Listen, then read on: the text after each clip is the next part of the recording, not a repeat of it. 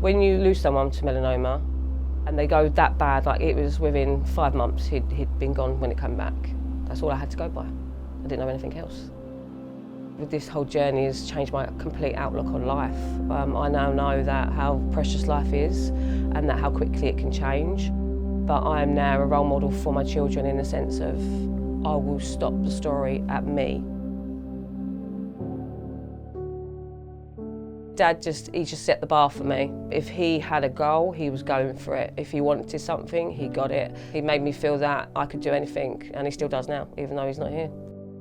My whole journey with melanoma started way back in 2011, when my dad very first found a mole on his stomach. Like, he couldn't open his right eye, like he started to really struggle with opening it, so my mum was a little bit suspicious about that. So, being a typical man, my dad never went to the hospital. He didn't want to go to the doctors, he didn't want to burden anybody, so he just left it. To the point where he couldn't actually lift his head off the bed. So my mum was like, you need to go to the A&E, like straight away. I was on lesson, I remember it very, very clearly. I'm a driving instructor, and my phone rang. My mum never rings me when I'm on my lesson because I can't answer my phone, so she knew, and I saw the number come up and I was like, oh my God. She was really, really crying on the other end of the phone. And she just said, at least I need you to get to the hospital now. And I was like, okay. And she said that the melanoma was back, and it was a brain tumour. It was 3.5 centimetres on the right side of his brain.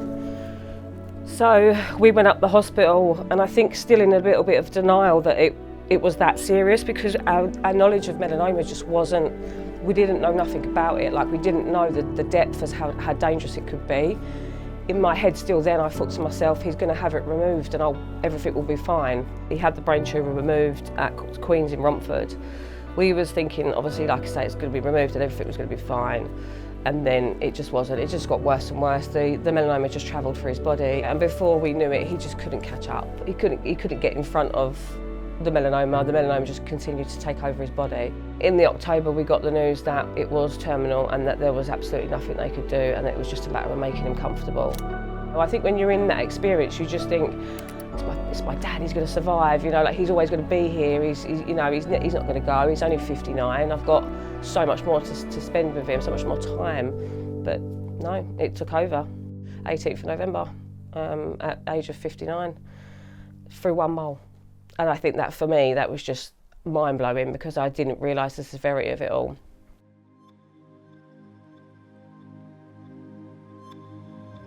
Lisa's dad was one of my best mates.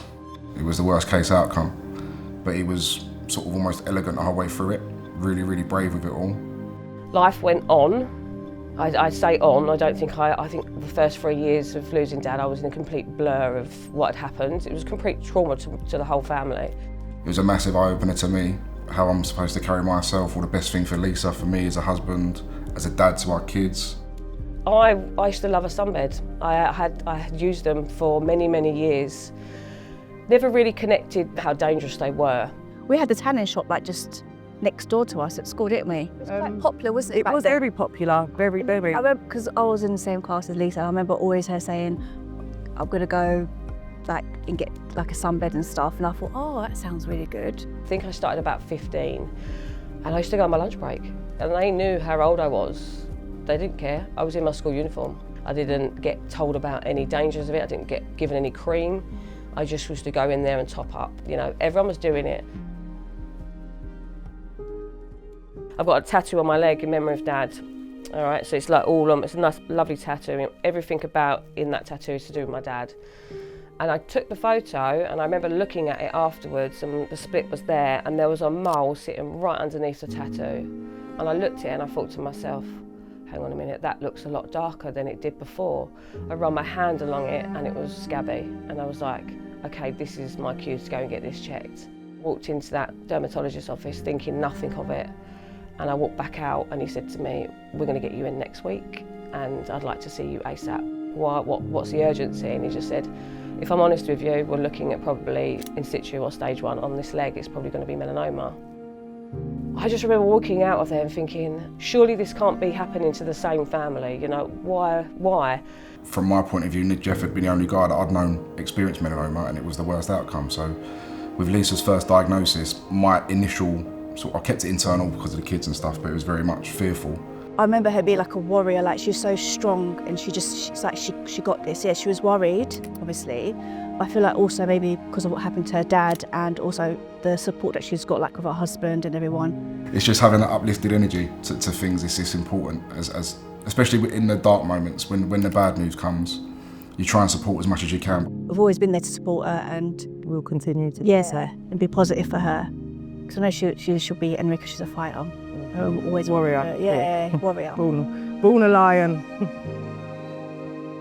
The reason why I went to Photo Finder and to source my own mole mapping is because I experienced with the NHS, I had 2 skin checks with them. I was meant to be checked for a whole year. So on the 2nd skin check, she looked at me and just said, "You don't need to be here." And I was like, "What do you mean?" And she was like, "It's in situ, you're fine, like you'll be fine, you don't need to have any checks done." But it was so blasé, she always made me feel like I shouldn't have been there, like I wasn't worthy of having the checks. So I was just like, you know what, I'm just gonna get it done privately. And my journey started with Photo Finder then. I literally started the mole mapping. And from then I had this weight lifted off of me, this reassurance that every single mole in my body was being looked at. And every single time that I had an anxiety about one of them changing, I could relax because the machine was doing it for me. And it was just literally, that was exactly the feeling that I got. So I continued doing it. And thank God I did, because 2021, they found another one. By then we were educated enough to know that melanoma does stick around sometimes. Again, you kind of relive that initial feeling of fear from the first diagnosis, because nobody wants to hear they've got cancer no matter what it is anyway. For us as a family, it was the education between the first and the second. We knew a lot more about what to expect. I think to the week, maybe 10 days later, of me sending the photo, having it taken off and then getting the results, that it was another melanoma. And then from then, I had this sheer determination of people need to know about this. People need to know how serious this is. I'm surely not the only one that's going through this. I can't be the only one that's going through it. So that's what I took to TikTok and Instagram. And then the rest is history.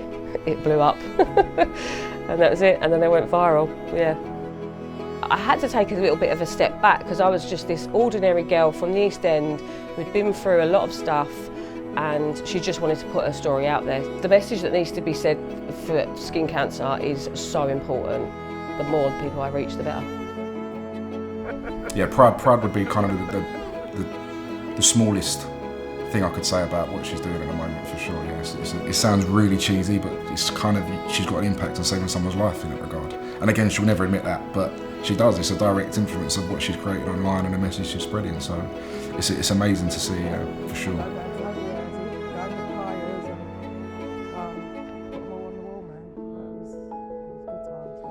Part of the journey that sticks in my head the most, God, there's a few. But honestly, I think if I was to sit here now and say throughout it all is where I am right now.